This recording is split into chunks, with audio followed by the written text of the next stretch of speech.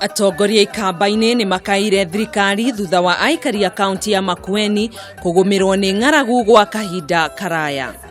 Matongoretio ni gavana wa kaunti yo Professor Kibutha Kibwana, mubunge wa Kibwezi irathiro Jessica Mbalu na murugamiriri wa atumia Rose Museo ni maugite kaunti iyo iri ugwati-ini munene kurumirira ng'aragu iyo.